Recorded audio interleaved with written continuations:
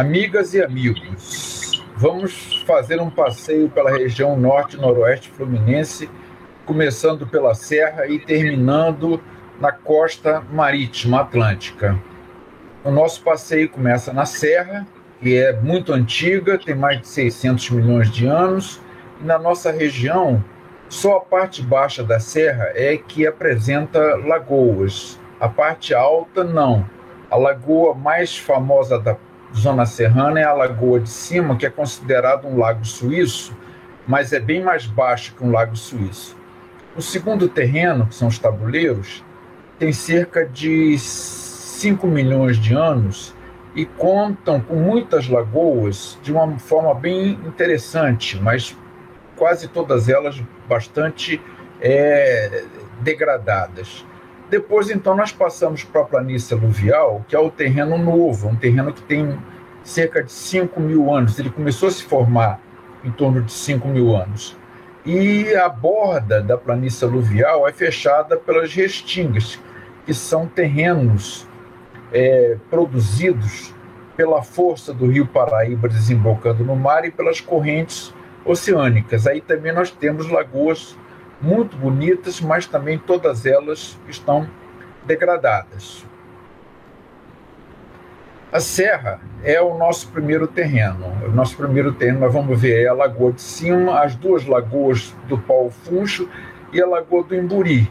A Lagoa de Cima é a lagoa considerada mais bonita da região, embora já esteja bastante adulterada por atividades rurais e por uma urbanização bastante desordenada. Há também o turismo, que contribui, um turismo sem controle, que contribui para a degradação dessa lagoa.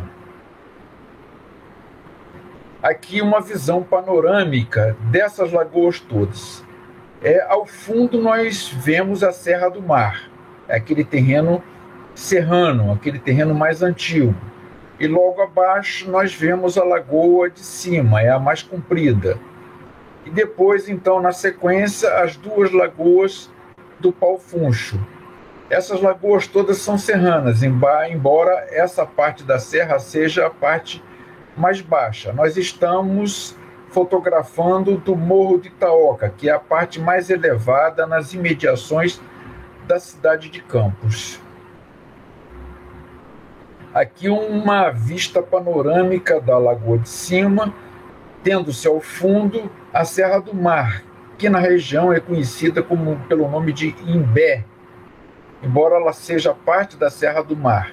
A Serra do Mar se estende de Santa Catarina, o sul do Rio Grande do Sul, norte do Rio Grande do Sul, até a margem direita do Rio Paraíba do Sul.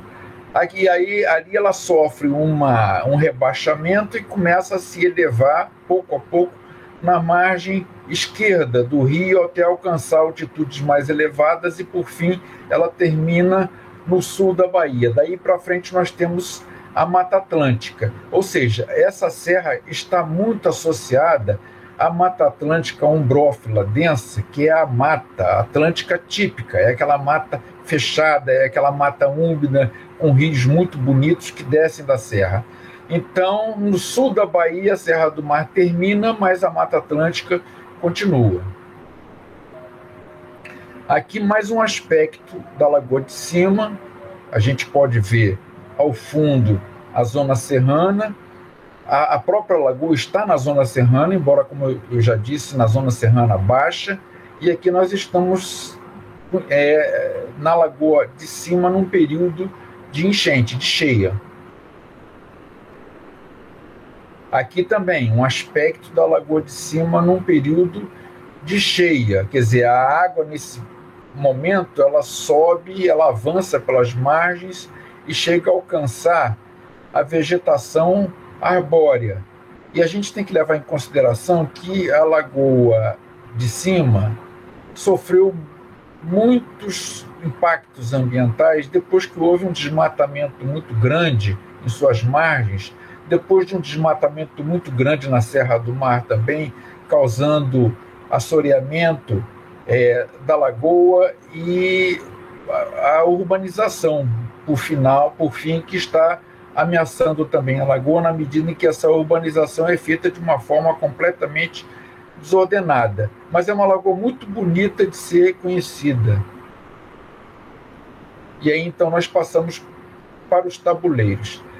E os tabuleiros não são nem zona serrana, quer dizer, não são terrenos pedregosos, nem são terrenos sedimentares. São terrenos argilosos com colinas suaves e depressões também. Nessas depressões formam-se tabuleiros. Então, da margem esquerda do Rio Paraíba do Sul à margem direita do Rio Itapemirim, os tabuleiros vão predominar. E aí nós vamos encontrar várias lagoas, também todas elas bastante problemáticas, bastante assoreadas, bastante degradadas pelo desmatamento, pela erosão, pela poluição, pela urbanização em vários casos, como São Francisco de Itabapuana, por exemplo, ou então Guarus, é um caso bem típico de urbanização desordenada das lagoas, mas ainda nós encontramos algumas lagoas que podem representar melhor, que são as lagoas de tabuleiros, como a Lagoa Limpa, por exemplo. Aqui um aspecto da Lagoa Limpa. Pelo que a gente pode ver, é uma lagoa mais profunda do que as lagoas de planície aluvial.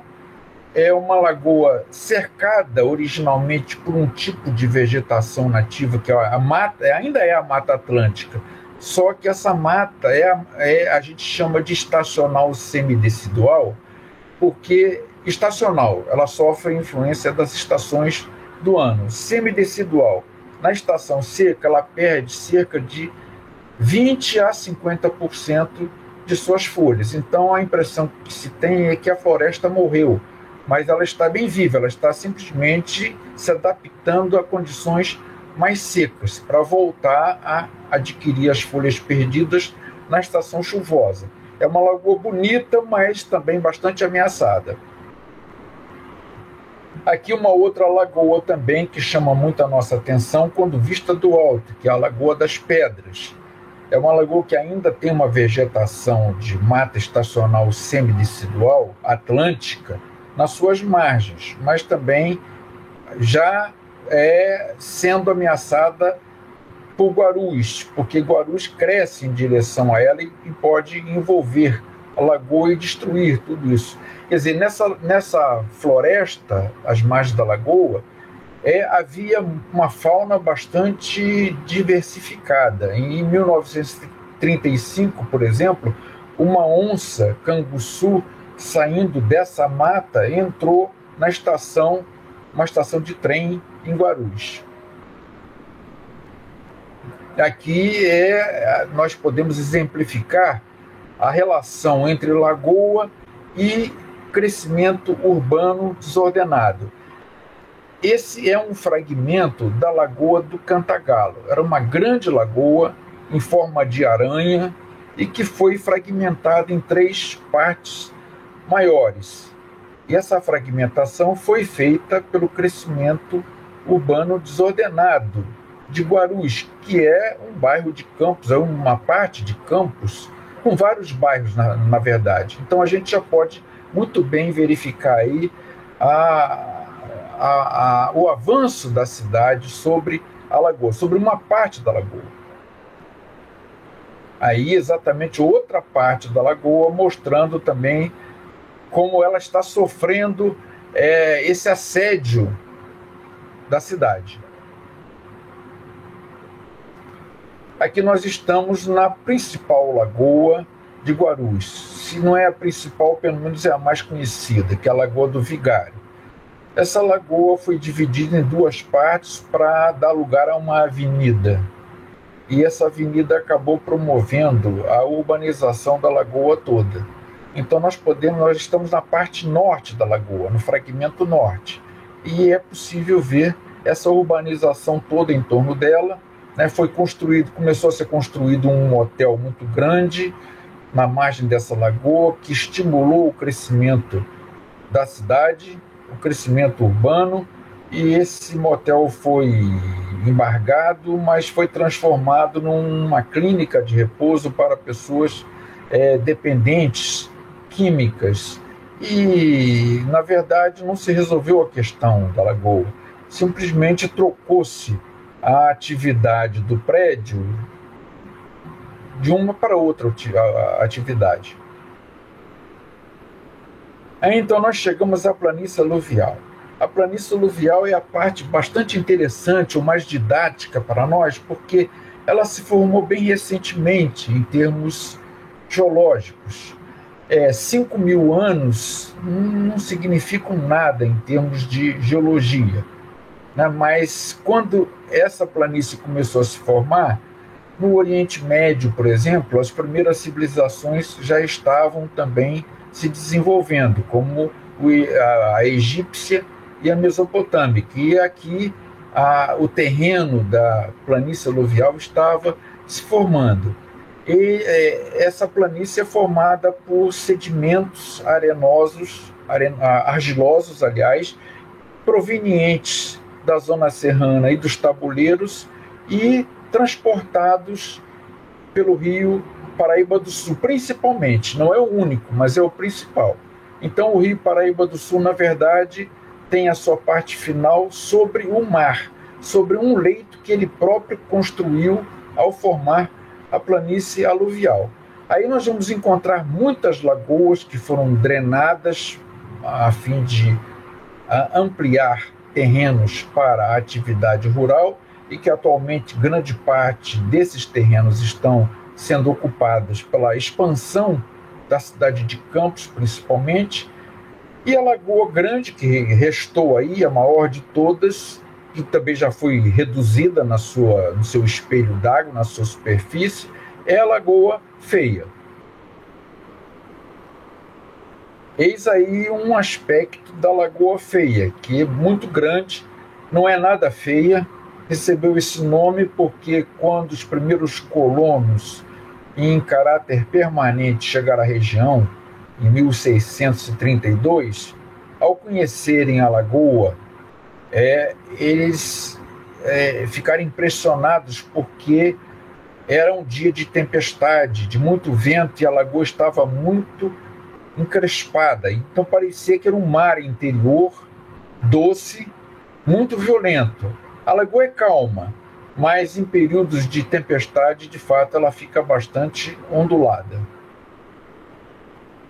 Outro aspecto da lagoa, que nós vemos um casarão, as palmeiras, que indicavam antigamente o caminho para se chegar até esses casarões, e era uma forma de enobrecer também esses prédios. A gente vai ver isso em todas as grandes fazendas do Brasil, né? Essas palmeiras indicando o caminho. E aqui um pedaço da Lagoa Grande, que fica bem perto de Campos. Essa lagoa foi cortada por uma estrada que poderia muito bem contornar a lagoa, passando pela margem dela e não por dentro dela.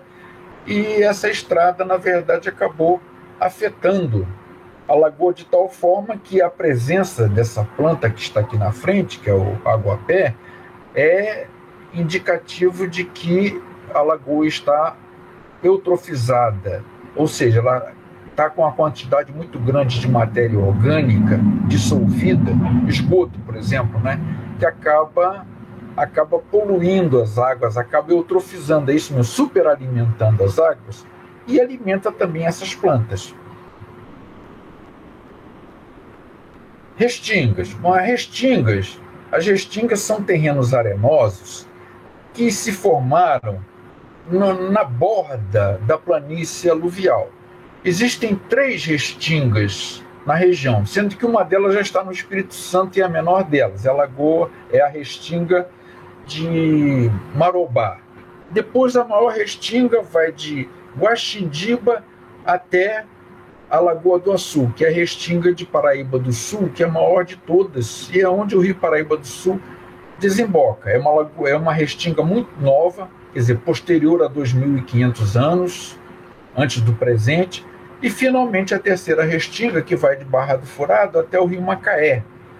É a restinga de Jurubatiba, onde se encontra o Parque Nacional da Restinga de Jurubatiba, que é bastante importante do ponto da biodiversidade e do ponto de vista ecológico. Aí nós encontramos lagoas também que são bastante interessantes, embora todas elas ameaçadas.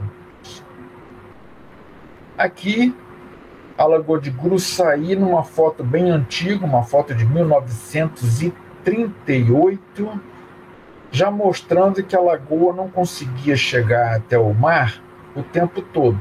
Porque, na verdade, essa lagoa é um braço antigo do Rio Paraíba do Sul que perdeu a capacidade de manter a barra aberta o ano todo. Então, essa barra fechava na estação seca, abria na estação chuvosa e a lagoa funcionava como um extravasor auxiliar do Rio Paraíba. Quer dizer, fazia parte do delta do Paraíba.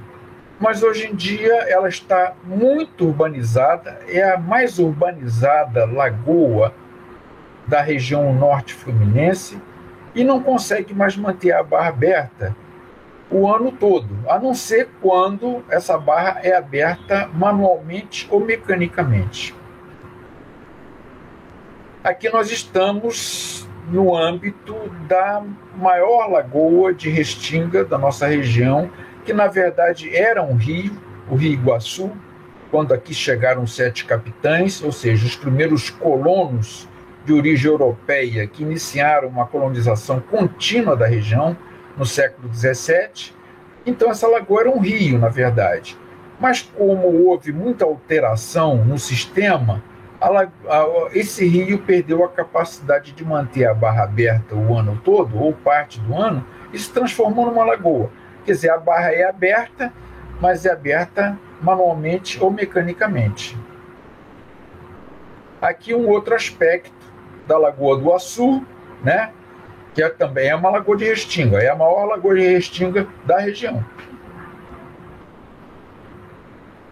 Aqui a barra da lagoa numa fotografia aérea, uma fotografia mostrando a faixa muito estreita que existe entre a lagoa e o mar. O que caracteriza bem a condição de rio primitivo dessa lagoa é a presença de manguezal, que é um tipo de vegetação que ocorre de preferência em foz de rio e que exige a presença de maré. Quer dizer, a água tem que subir e tem que descer de acordo com a oscilação das marés. Nós podemos ver aqui na margem esquerda da lagoa ainda um vestígio, ainda uma mancha de manguezal. Aqui, ainda dentro da Lagoa do Açu, nós podemos verificar que existe uma biodiversidade faunística fantástica, com muitas aves que não são mais encontradas na região e que nós encontramos lá, porque nós podemos navegar essa lagoa. Ainda é possível fazer isso, de preferência na estação mais chuvosa, porque o volume d'água é muito grande, é bastante expressivo, embora a lagoa tenha sido mutilada na sua parte traseira e tenha sido fechada na parte dianteira. Aqui a Lagoa de Quipari, que é um outro braço auxiliar do Rio Paraíba do Sul e que, assim como a Lagoa de Gruçaí, perdeu a capacidade de manter a sua barra aberta porque obras de drenagem foram efetuadas em toda a planície aluvial e de Restinga, impedindo assim que as lagoas continuassem, os braços do Rio Paraíba continuassem funcionando normalmente. E esse braço se transformou numa lagoa também. Aí nós temos do lado dessa lagoa, na sua margem direita, aliás, nós temos a presença do grande empreendimento que é o Porto do Açu. Finalizando já, nós estamos nas imediações, nós estamos vendo uma das principais lagoas de Restinga, que também tem sofrido bastante impacto ambiental, que é a Lagoa do Campelo. Ela aí está sendo mostrada durante a grande estiagem de 2014, 2015, aliás, me desculpem, e mostrando aí como ela está seca, mas ela apresenta um aspecto bastante interessante e tem um valor muito importante para a atividade pesqueira. Vejam em que estado que a lagoa ficou nessa grande estiagem de 2014, 2015.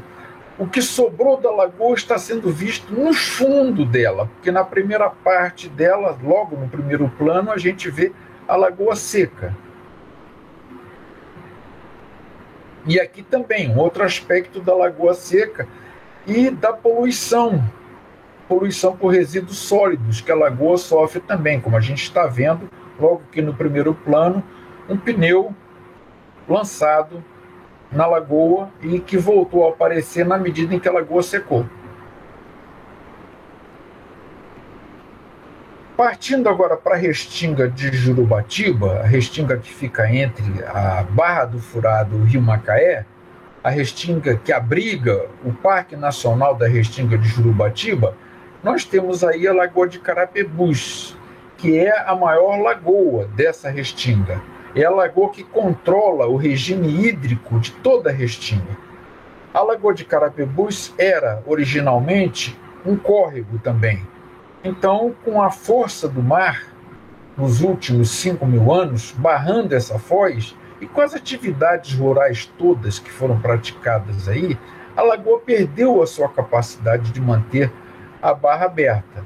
Então, o que nós verificamos é que, na medida em que a sua foz é barrada, a lagoa se alastra, formando esses braços laterais, com essa vegetação toda. Quer dizer, a gente vai ver aí que são partes mais baixas com partes mais altas, mas de pequena altitude, essas partes mais altas. Aí a lagoa adquiriu o aspecto assim, de uma coluna vertebral, né? Como ela mostra aí. Damos por finalizado assim o nosso breve passeio pelas regiões norte e noroeste fluminense, com ênfase especial, com ênfase particular sobre as lagoas.